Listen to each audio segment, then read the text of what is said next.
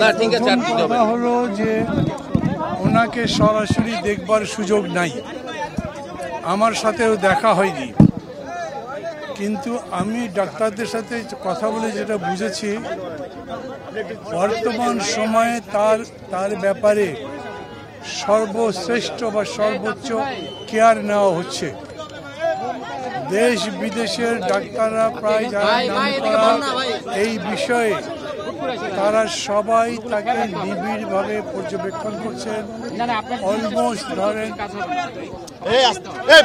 Almost 24 hours duty করছেন, সিসিউতে যান। এই ডাক্তারদের মধ্যে এখন নতুন করে আবার চাইনিজ ডাক্তাররাও যুক্ত হয়েছে। জন হপকিন্সের প্রফেসর দু একজন আছেন।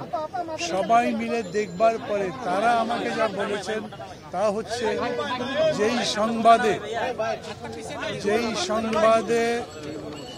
যেই সংবাদে সবার মধ্যে উদ্বেগ সৃষ্টি হয়েছিল, পরিস্থিতি তার চাইতে কোনো রকম অবনতি হয়নি।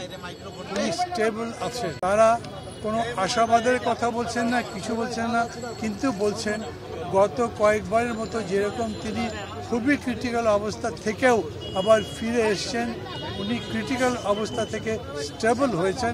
ভবিষ্যতের জন্য দোয়া করবেন আপনারা। ওনারা আমাকে বললেন আপনি পারলে আপনার যদি মিডিয়া জিজ্ঞেস করে তাদের মাধ্যমে দেশবাসীকে বলবেন দোয়া করতে, উনি ইনশাল্লাহ ফিরে আসবেন। এই লাস্ট লাইনটা আমি বললাম, ওনারা এরকম করে বলেন নাই, তবে তাদেরকে আবার আশাবাদী মনে হয়েছে। ভাই বিদেশে নেওয়ার বিষয়ে কোনো আলোচনা? বিদেশে নেওয়াটা এখনই নেওয়া যাবে না সম্ভবত, মানে ফ্লাই করবার জন্য যে স্টেবল কন্ডিশন দরকার ওইটা হয়নি, কিন্তু তারা মনে করছেন এটা খুব শিগগির হবে।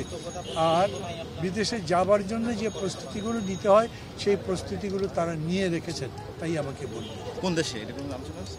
সিঙ্গাপুর তো প্রস্তাব করা হয়েছে, ইউরোপের কথাও বলা হয়েছে, ওইটা তারা সিলেক্ট করেনি এখন।